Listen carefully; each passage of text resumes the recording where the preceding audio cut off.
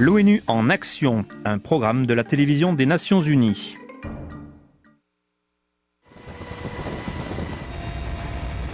Le tremblement de terre en Haïti a été catastrophique pour les Haïtiens et pour les Nations Unies. Des centaines de milliers de personnes y ont perdu la vie ou ont été blessées, et des millions d'autres continuent d'être déplacés et de chercher des membres de leur famille en plein milieu de ce chaos. Le gouvernement s'est retrouvé paralysé et la MINUSTAH, la mission des Nations Unies pour la stabilisation en Haïti, a perdu des spécialistes importants dont son directeur et son chef de police. Ces quartiers généraux se sont effondrés en ensevelissant des centaines de personnes. Edmond Muller, représentant spécial du secrétaire général des Nations Unies, offre ses respects à ceux qui ont souffert durant le séisme.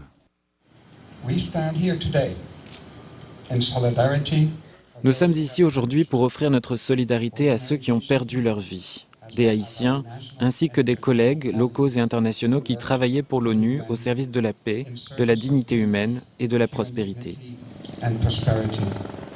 Des douzaines de spécialistes de l'ONU font partie des morts et des douzaines d'autres n'ont toujours pas été retrouvés. Certains spécialistes qui avaient été ensevelis au fin fond des décombres ont été retrouvés vivants plusieurs jours après la tragédie. Jens Christensen, un gardien de la paix civile de l'ONU, a été tiré des décombres 5 jours après le séisme. Des experts du sauvetage continuent de travailler méticuleusement pour sauver autant de personnes que possible. Au quartier général de l'ONU à New York, le personnel s'est réuni dans le hall principal pour rendre hommage à ses collègues. Le secrétaire général Ban Ki-moon les a conduits dans une veillée funèbre à la lumière des bougies après un moment de silence. Pendant ce temps, l'ONU a augmenté ses opérations de maintien de la paix en Haïti.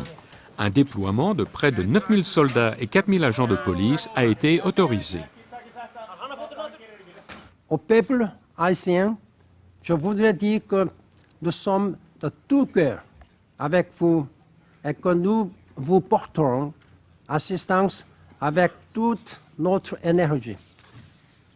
Nous savons que les jours à venir seront difficiles, mais comme on le dit souvent en Haïti, l'espoir fait vivre. Malgré les revers causés par le séisme, l'ONU continue d'aider Haïti et ses habitants à un moment de besoin extrême. Des pays et des gens du monde entier ont fait preuve de solidarité. Haïti survivra.